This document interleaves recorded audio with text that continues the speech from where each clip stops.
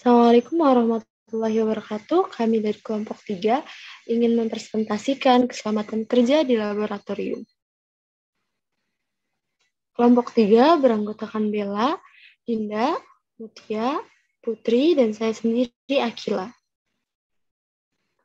Di materi ini kita akan membahas mengenai menjaga keselamatan kerja di laboratorium, alasan menjaga keselamatan kerja di laboratorium, mengurangi potensi timbulnya bahaya di laboratorium, merancang praktikum yang aman di laboratorium, peralatan keselamatan kerja di laboratorium, penutup dan kesimpulannya.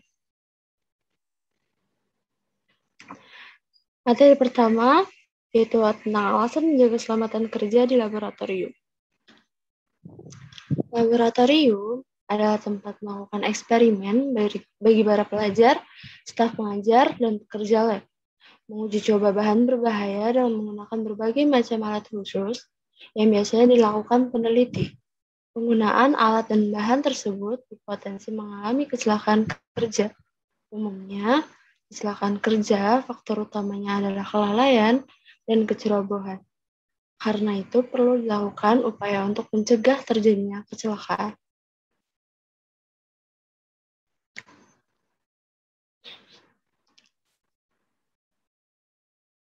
Keselamatan kerja di lab perlu diinformasikan secara jelas dan relevan untuk mengetahui sumber bahaya di laboratorium dan akibat yang ditimbulkan serta cara penanggulangannya. Mengapa harus menjaga keselamatan kerja? Agar menjaga diri sendiri dan orang lain dari resiko pekerjaan di laboratorium yang menyebabkan terganggunya kesehatan akibat kegiatan di laboratorium, serta menjamin keselamatan dan kesejahteraan orang-orang yang bekerja di laboratorium. Berikut cara menjaga keselamatan kerja di laboratorium.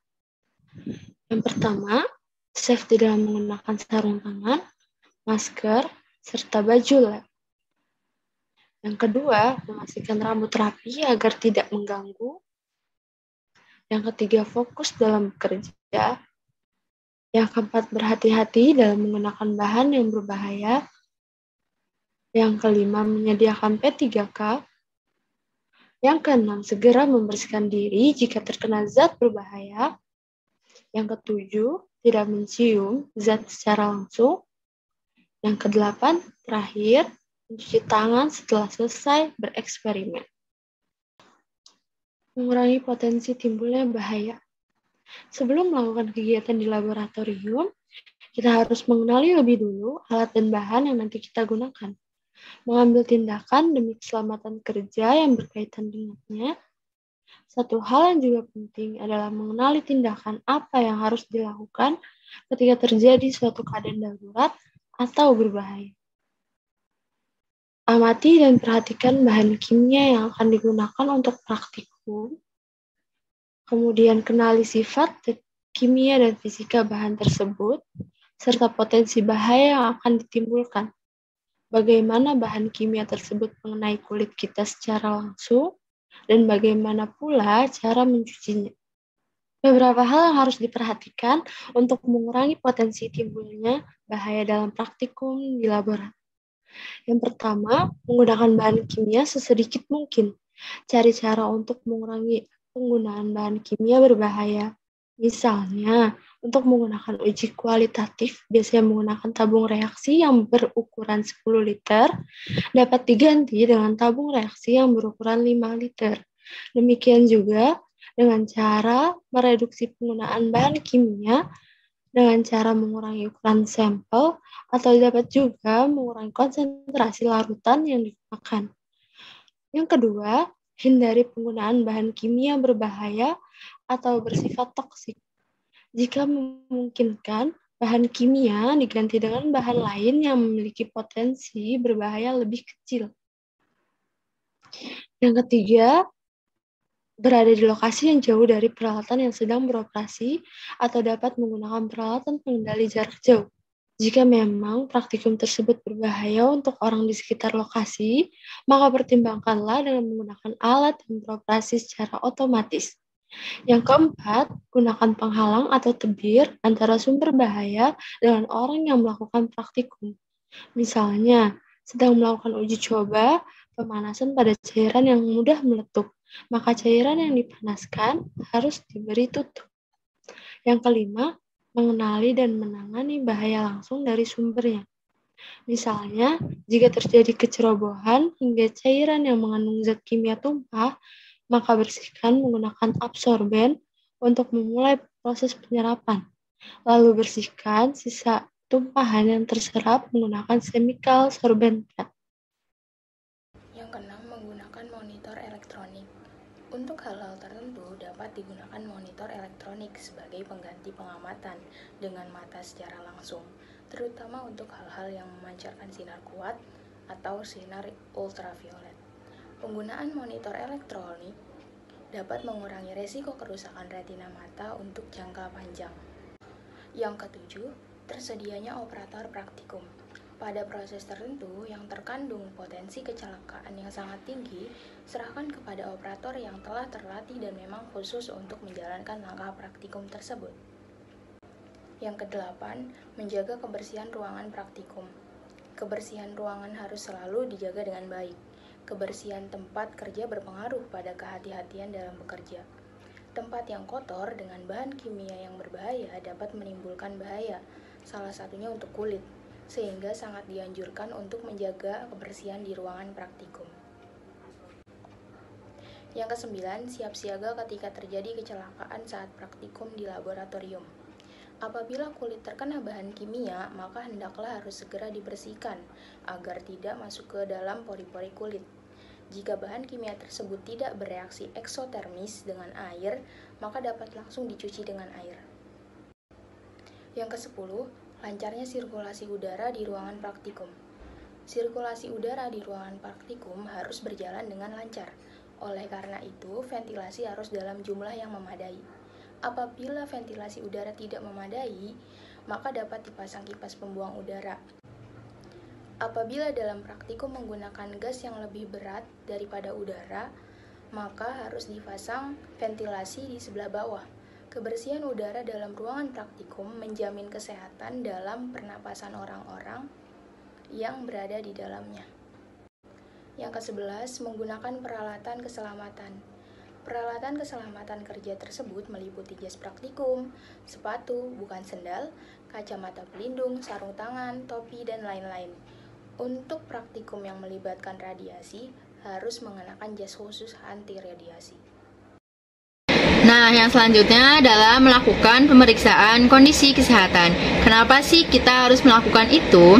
Karena laboratorium merupakan tempat kerja yang memiliki potensi berbahaya dalam hal keselamatan kerja, terutama dalam lab analisis yang di sana terdapat banyak bahan-bahan kimia yang berbahaya yang dapat menimbulkan kecelakaan kerja. Upaya kita dalam meminimalkan kecelakaan kerja adalah dengan cara melakukan pemeriksaan kondisi kesehatan kepada dokter yang ahli dalam menangani praktikum. Lalu yang terakhir ada kampanyekan program kesehatan dan keselamatan kerja di dalam laboratorium. Jadi, sebelum praktikan melakukan praktikumnya, kepala lab atau pengelola lab harus menjelaskan terlebih dahulu kepada praktikan tentang bahaya dan keselamatan kerja di laboratorium agar tidak terjadi hal-hal yang tidak diinginkan. Jika terjadi hal-hal yang tidak diinginkan, maka yang bertanggung jawab adalah orang yang melakukannya. Bila perlu, tegakkanlah sanksi atau denda kepada pihak yang secara nyata telah melakukan pelanggaran yang berkaitan dengan keselamatan kerja di laboratorium. Lalu yang selanjutnya ada merancang praktikum yang aman. Keselamatan kerja di laboratorium hendaknya menjadi perhatian utama. Pekerjaan merancang praktikum yang selamat dari bahaya kecelakaan ataupun bahaya lain yang mungkin timbul harus dilakukan sebelum, selama, atau sesudah praktikum. Sebelum memulai praktikum, pastikan bahwa semua hal yang terkait keselamatan kerja telah terpenuhi. Beberapa hal yang dapat dijadikan pegangan untuk terciptanya praktikum yang selamat atau aman antara lain adalah 1. Penataan peralatan kerja yang baik. Penataan peralatan yang mengganggu kerja dapat mengakibatkan kecelakaan yang dapat merusak benda tersebut atau membahayakan diri sendiri. Yang kedua, ada penataan lampu dan sumber cahaya dengan baik. Penataan lampu dan sumber cahaya yang baik yaitu pada saat semua ruangan mendapat sumber cahaya yang memadai dan seimbang. Jika suatu bagian ruangan terlalu gelap, dapat mengakibatkan seseorang menabrak atau menyenggol peralatan hingga terjatuh dan membahayakan keselamatan kerja. Lalu yang selanjutnya adalah jauhkan peralatan seperti meja atau kursi yang dapat berputar dan menyebabkan getaran di sekitar. Karena hal ini supaya peralatan aman dari getaran yang dapat menyebabkan peralatan di laboratorium terjatuh dan membahayakan praktikan yang sedang melakukan praktikum. Yang selanjutnya ada menggunakan jenis lantai dan permukaan meja hendaknya membuat dari bahan yang tahan kimia. Karena jenis lantai atau permukaan meja yang tidak tahan kimia akan menyebabkan permukaan tersebut cepat rusak dan membuat peralatan praktikum di laboratorium tidak dapat ditempatkan dengan baik. Kita juga perlu mengenal simbol-simbol di laboratorium. Simbol-simbolnya yaitu ada eksplosif. Dia gambarnya itu ada kayak ledakan gitu, percikan, yang berarti dia itu mudah meledak. Disebabkan oleh beberapa sebab seperti pukulan, benturan, pemanasan, atau gesekan. Lalu yang kedua ada oxidizing, yang artinya itu mudah teroksidasi. Bahan ini juga bersifat mudah menguap dan mudah terbakar melalui oksidasi atau udara. Lalu selanjutnya ada extremely flammable, yaitu ia termasuk dalam kategori flammable, yang artinya itu mudah terbakar. Extremely flammable tersendiri, ia amat mudah terbakar. Lalu ada korosif, ia bahan yang bersifat dapat merusak jaringan hidup. Lalu ada dangerous for environmental, atau bahan berbahaya bagi lingkungan, yaitu dia melepasnya langsung ke lingkungan, baik itu ke tanah, udara, perairan, atau ke mikroorganisme. Lalu ada harmful dan iritan, dia itu simbolnya termasuk ke bahan iritasi, cuman bahan iritasi ini terbagi menjadi dua simbol atau dua kode, yaitu XN dan XI. Lalu ada toxic dan very toxic. Dia ini sama, keduanya beracun. Beberapa peralatan keselamatan kerja di laboratorium. Yang pertama ada alat pemadam api ringan atau APAR. Nah, alat ini merupakan pertolongan pertama saat menangani bahaya kebakaran. Berikut dilampirkan tabel spesifikasi alat pemadam api ringan. Dan keterangan klasifikasi penggunaannya adalah A. Untuk kayu, B. Untuk minyak, bensin, dan alkohol, yang C. Plastik dan karet, dan yang E. Logam, dan F. Kayu, logam, dan plastik. Yang selanjutnya ada safety shower atau pengaman siraman. Alat ini adalah alat keselamatan pertolongan darurat untuk membasuh seluruh badan bila terkena bahan kimia atau baju terbakar saat melakukan percobaan di laboratorium. Nah, alat ini biasanya terpasang di dinding dan bersifat permanen. Tinggi standar alat ini biasa 190 cm sampai dengan 200 cm. Dan cara penggunaan alat ini dengan menarik tuas itu yang ada di atas, lalu air akan mengalir dari atas. Yang selanjutnya ada eye wash atau pencuci mata. Alat ini biasa digunakan untuk membersihkan mata, bahkan wajah jika terkena paparan bahan kimia. Dan air di alat ini harus mengalir keluar dengan lancar atau selama mungkin untuk menghilangkan residu kimia. Dan alat ini juga harus diperiksa secara teratur apakah fungsinya berjalan dengan normal atau tidak. Yang selanjutnya ada fume hood. Fume hood atau biasa dikenal dengan lemari asam adalah bagian dari peralatan kesehatan kerja yang biasa di laboratorium kimia. Fungsi lemari asam adalah untuk menyimpan bahan kimia yang memiliki kadar asam tinggi dan mudah menguap seperti asam sulfat.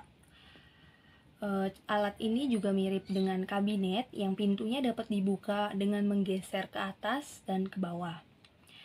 Pintu depannya ini terbuat dari kaca sehingga pengguna dapat melihat langsung isi dari lemari asam tersebut. Yang selanjutnya ada sepatu pengaman. Sepatu pengaman berfungsi untuk melindungi kaki dari bahan kimia cair yang mungkin tertumpah saat bekerja. Jenis sepatu yang cocok digunakan untuk di laboratorium adalah sepatu yang menutupi bagian atas telapak kaki, dan yang lebih bagus lagi adalah yang menutupi sampai bagian lutut. Yang selanjutnya ada sarung tangan. Sarung tangan ini berfungsi untuk melindungi tangan dari kontak bahan kimia cair dan bahan kimia padat. Sarung tangan yang bagus untuk digunakan adalah sarung tangan yang menutupi bagian bawah siku dan yang memiliki kelenturan tinggi. Yang selanjutnya ada jas laboratorium. Digunakan untuk melindungi diri dari bahan kimia cair, gas, ataupun padat yang dapat menimbulkan luka pada badan. Dan jas yang digunakan juga harus nyaman dan tidak sempit. Tata tertib keselamatan kerja. 1. Tidak boleh merokok, makan, dan minum saat berada di dalam laboratorium. Kedua, tidak boleh bersenda gurau di dalam laboratorium, mengingat banyaknya alat gelas yang mudah pecah dan bahan-bahan kimia yang berbahaya. Ketiga, tidak boleh memakai perhiasan saat berada di dalam laboratorium yang bisa rusak karena bahan kimia. Keempat, tidak boleh memakai sepatu terbuka atau sandal, karena beresiko jika terkena tumpahan cairan. Kelima, alat dan bahan harus digunakan sesuai dengan petunjuk yang diberikan oleh laboran. Keenam, tidak boleh mencoba memegang alat dan bahan yang tidak diperlukan tanpa izin dari laboran. Ketujuh, membuang sampah pada tempatnya, memisahkan sampah padat dan cair. 8. Membersihkan alat-alat yang telah digunakan dan mengembalikan pada tempat semula. Sebelum meninggalkan ruangan, periksa kembali dengan teliti keadaan di dalam laboratorium. 9. Meja praktikum atau penelitian harus dalam keadaan bersih, keran air ditutup, dan stop kontak dicabut. Selama praktikum, hendaknya tetap ada rambu-rambu yang telah ditentukan demi terciptanya keselamatan kerja. Kemudian, setelah selesai praktikum, adakanlah suatu evaluasi untuk menilai apakah pekerjaan yang baru saja diselesaikan tersebut betul-betul terhindar dari mara bahaya kecelakaan kerja. Sekian dari kelompok saya, kurang lebihnya mohon maaf. Wabillahi taufiq wal hidayah. Wassalamualaikum warahmatullahi wabarakatuh.